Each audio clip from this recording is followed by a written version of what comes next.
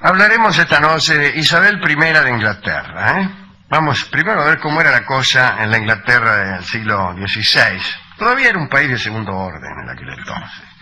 El papá de Isabel I fue nada menos que Enrique VIII, también llamado Charles Lawton, que se había casado primero con Catalina de Aragón, una de las hijas de Fernando, Isabel la Católica, y por ahí la repudió de arriba abajo, ¿no? Por un asunto leguleyo muy complicado. Catalina de Aragón estaba prometida primero con el hermano mayor de Enrique VIII.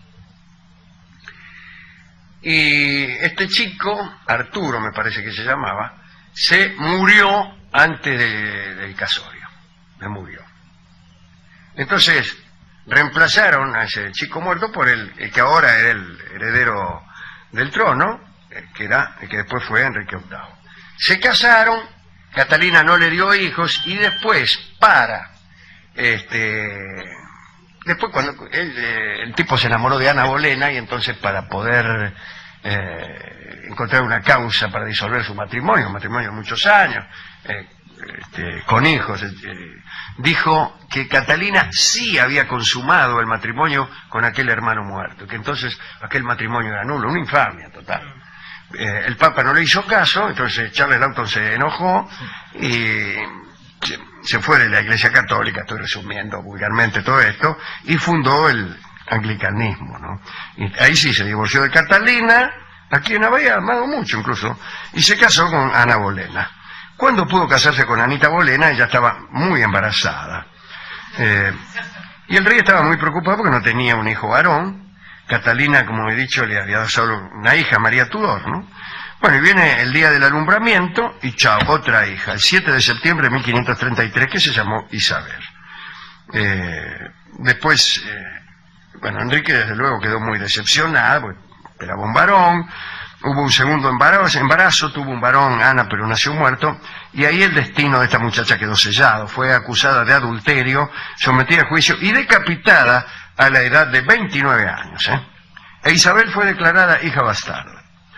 Ana Bolena fue sustituida por Juana Seymour, que fue la única de las esposas que le dio un hijo varón a Enrique VIII, el futuro rey Eduardo VI.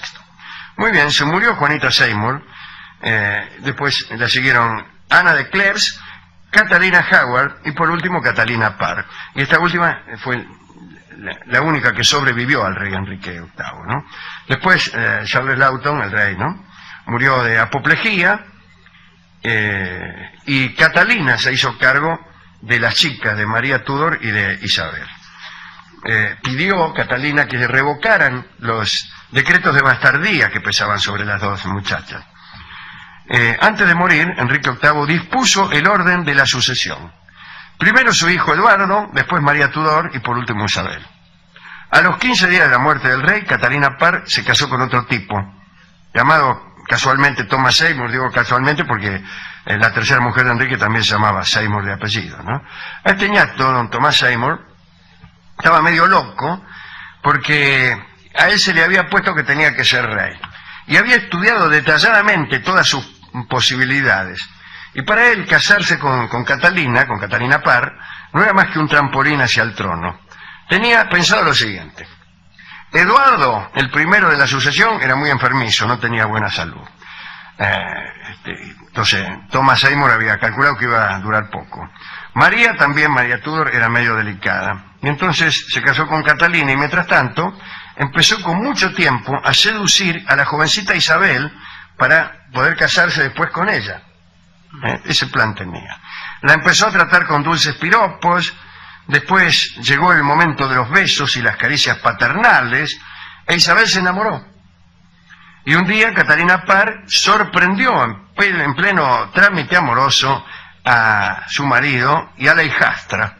Un escándalo, ¿no? La princesa fue confinada en un lugar ahí al norte de Londres, la encerraron medio como castigo.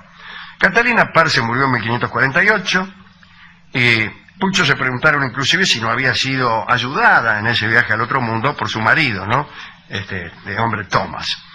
El caso es que a él lo acusaron de intrigante y de adúltero y lo mandaron encerrado a la Torre de Londres y le cortaron la cabeza. Así que no llegó a rey Thomas Seymour, más que nada por esa razón. Sin embargo, estaba en lo cierto Seymour cuando profetizaba que los gobiernos de Eduardo y María Tudor iban a ser cortos. En 1558, a los 25 años, Isabel, la que venía tercera lejos en la sucesión, fue coronada reina de Inglaterra. ¿Cómo era esta chica?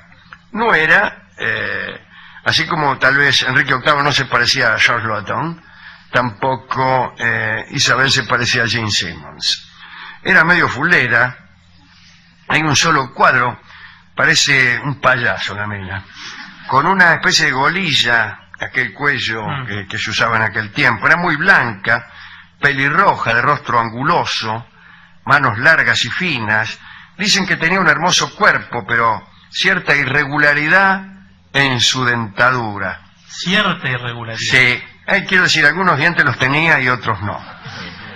Y tenía un tono de voz más bien masculino. Podía ser tranquilamente cantante de tango. Cuando la Cámara de los Comunes le suplicó que se casara para asegurar la dinastía, Isabel respondió que ya se había unido a un esposo, y ese esposo era el reino de Inglaterra, y que todos y cada uno de sus súbditos eran sus hijos. Es decir, una gilada lo que dijo, ¿no? Se hacía llamar la Reina Virgen, y penaba a todo aquel que se le acercaba con una propuesta de índole amorosa. Usted, por ejemplo, Barton, se le acercaba y le decía una de esas cosas que le dice usted a las minas feas, ¿no? Flacas y pelirrojas, detrás de las cuales suele andar. Y la mina lo metía en cana. Ah, sí. En cana, ya. Sin embargo, no siempre era así. Se ve que a cada chancho le llega su padre de la patria, porque vivía en Londres un joven llamado Robert Dudley, que tenía un pasado oscuro, porque tanto su padre como su abuelo habían sido ejecutados por traición, un antecedente no muy útil. Bueno, este muchacho, Robert, e Isabel eran amigos desde la niñez, tenían más o menos la misma edad. Durante el reinado de María Tudor, el tipo se había dedicado a vender propiedades para ayudar a la princesa Isabel en los difíciles momentos en que la tipa estaba desterrada allí después de los manoseos de don Tomás, ¿no? Cuando Isabel llegó al trono, uno de los primeros edictos que hizo fue nombrar a Dudley caballerizo mayor, que acá en Argentina suena como un insulto, pero es un puesto muy importante en la corte inglesa. Le dio también la tenencia de un castillo, no, del castillo y del bosque de Windsor. Así que más tarde le mostraron a Isabel una lista de embajadores para el servicio exterior, e Isabel tachó a Dudley porque lo quería tener en la corte. En las crónicas reales aparece la siguiente aseveración que paso a leer. Atención. A ver. Ahí está.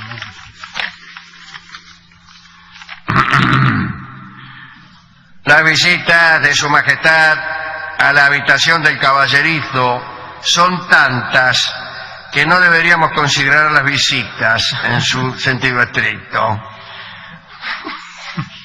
No llega a salir el tipo de... Isabel I de Inglaterra vivía en los aposentos de Sir Robert Dudley, y muchos pensaron que iba a ser el futuro marido de la reina. Sin embargo, había un inconveniente para este matrimonio. Dudley ya era casado.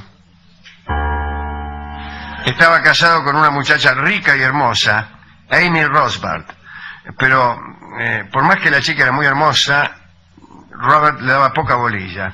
Él estaba fascinado con la vida cortesana de Windsor, y bueno, el caso es que cuando corrían los rumores de que Dudley era el amante de la reina, Amy Rosbart vivía en una mansión cerca de Oxford, lejos de todo este asunto, ahí lo más tranquila, y una mañana Amy dio el día libre a los sirvientes para que disfrutaran del campo y decidió quedarse sola. Cuando los sirvientes volvieron por la noche, encontraron a Amy muerta, con el cuello roto, al pie de la escalera. ¿Qué tendrá la Rosbart que está en devoto, con un traje a rayas y el cuello roto? Decía una vieja canción. Era así, ¿no? Una canción de las murgas de Inglaterra. De inmediato hubo desagradables rumores que implicaban a Dudley. La reina tuvo que echarlo de la corte hasta que se terminara la investigación. Todos sospechaban de él. Este la mató, dijeron. Nunca se supo lo que ocurrió. Los médicos dijeron que Anne sufría cáncer de pecho y que en las etapas avanzadas de la enfermedad se transmitía a la espina dorsal y que la espina se debilitaba tanto que un leve golpe bastaba para romperle el cuello. Qué raro. Muy raro todo esto. Dudley fue exonerado, se le permitió volver a la corte, ya sin la carga de una esposa no deseada, y bueno, el tipo habrá dicho, esta es la mía, Pascual, ¿no? Ya no tengo esposa, vuelvo limpio de todo cargo, me caso con la reina. No. A Isabel le quedaron algunas dudas, a nosotros también, acerca de la culpabilidad de este muchacho, y decidió dejar de verlo. Dudley quedó destruido. Un día la reina lo encontró en el patio y lo vio medio triste, abstraído, y le preguntó, ¿en qué piensa un hombre cuando no piensa en nada? Y Robert le contestó, en promesas de mujer. La reina bajó la cabeza y se fue diciendo en un murmullo, el despecho puede inspirar respuestas ingeniosas, pero también puede condenar a pobreza perpetua. Esto dijo la reina. Y ciertamente las personas despechadas son ingeniosas en las respuestas. Incluso hasta viven esperando que se les diga algo para responder ciertos retruques que han sido pensados en noches de insomnio, ¿no? Pero ese ingenio del despecho no vale nada. El tipo está esperando cruzarse con la mina que lo dejó para que la mina le diga algo y él entonces no. Eso no vale nada. Y efectivamente, bien hizo la señora en definirlo como un condenado a la pobreza perpetua, a la pobreza de la respuesta ingeniosa, ¿no? En el terreno religioso, Isabel se hizo heredera de la tradición anglicana inaugurada por su viejo, a la que después de todo le debía la vida, ¿no? Y se enfrentó a la reacción católica. María Tudor era católica, pero la reacción de los católicos estaba encabezada por María Estuardo, ¿no? Por Mary Stuart, y fuera de Inglaterra por Felipe II de España. María Estuardo había sido reina de Francia, había estado casado con uno de los dos hijos, no me acuerdo con cuál, con uno de los dos hijos de Enrique II y Catalina de Medici. No sé si con Carlos o con Francisco, con uno de los dos. El joven rey de Francia murió, quiere decir que era Francisco. Murió, según decían las malas lenguas, de tanto atender a su mujer. Parece que el fervor erótico de María Estuardo era tal que, obligado a demostrarle su estima a cada momento, el pobre rey de Francia murió. La trajeron para Escocia y ahí empezó la desgracia de María Estuardo, porque Isabel la mantuvo encerrada durante 17 años y después de Yapa la hizo decapitar. Esto provocó la reacción de don Felipe II, el rey de España, que quería casarse con Isabel, pero no por amor. Él es un hombre extraño, ¿no? Además, pensar en matrimonio por amor entre soberanos de Estado tan importantes es erróneo. El caso es que Felipe quería casarse con Isabel para atacar al anglicanismo, a la herejía, en su mismo centro. Pero Isabel no le dio bolilla.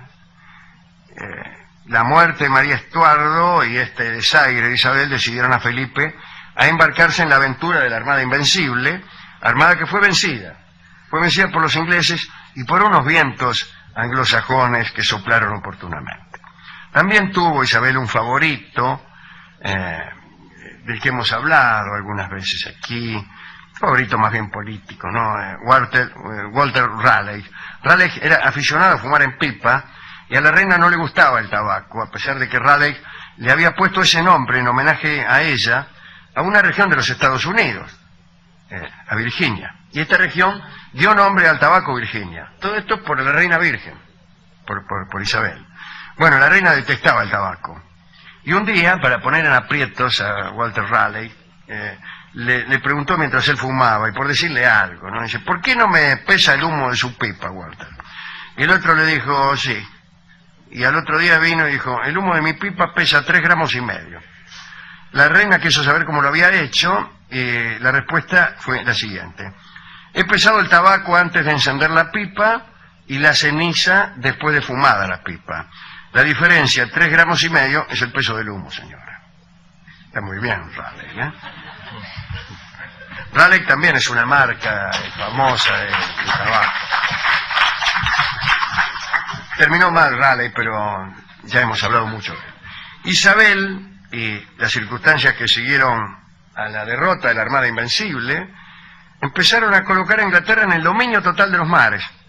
Dominio que, como bien sabemos, se ejerció incluso muchas veces mediante la piratería, porque fue Isabel la que dio mayor auge a esta actividad, colmando de distinciones a muchos piratas que trabajaban para Inglaterra. Pero fue envejeciendo Isabel, y allá en 1598 estaba tan flaca que parecía una momia descarnada y cubierta de joyas, como dijo un cortesano. Calcule si esos son los cortesanos, cómo serán los carniceros, ¿no? Bueno, la agonía de la reina parece que fue patética. Tenía el cuerpo cubierto de úlceras y sin embargo continuó hasta el último día ordenando que la vistieran lujosamente. Pidió morir oyendo una orquesta. Le llevaron una a la habitación y cuando se sentía mal, la orquesta tocaba porque ella no quería oír la llegada de la muerte. Finalmente la muerte llegó. Llegó el 24 de marzo de 1603. Ella había designado como sucesor a Jacobo I, que era nada menos que el hijo de María Estuardo, ¿eh? Y con Isabel desapareció la dinastía de los Tudor. Bueno, pobre mujer, ¿no? Vivir sin amores. No sé a quién dedicarlo. Dedicárselo a una reina de Inglaterra nos parece muy criollo. Y después no había gente muy simpática, ni Charlotte, ni sus mujeres. Bueno, a mí me gusta el de la pipa, ¿no? Walter Raleigh, que fue además, mientras cortejaba un poquito de mentiras a Isabel I, que impuso una costumbre romántica que hoy solamente, incluso desaparecido de su último foro, que eran las historietas, y que era la costumbre de poner un capote o sobre todo sobre un charco de agua para que la mujer agasajada pasara. Pisa morena, pisa con garbo, ¿no? Que un relicario me voy a hacer con el trocito de mi capote que haya pisado tan lindos pies, dice un paso doble. Y un día que había barro, Raleigh puso su capote, su capa sobre un charco y invitó a Isabel a que cruzara sobre el capote. Así que era un tipo simpático. Estuvo en América, buscó el dorado y no lo encontró porque nadie encontró el dorado. Bien, hemos ido a la discoteca, le hemos contado todo al discotecario, que durmió durante todo el rato, escuchó esto de la Reina Virgen y rápidamente nos pasó un lindo valsecito que se llama La Virgen del Perdón. Pero no tiene nada que ver con la realeza. No tiene nada que ver con la reina de Inglaterra, sino más bien con la hija de Juan Manuel de Rosas. Pero porfió el discotecario en que eso era solamente para quedar bien con el comisario. Y escucharemos entonces a Ignacio Corsini en la interpretación de este lindo vals, La Virgen del Perdón. Adelante.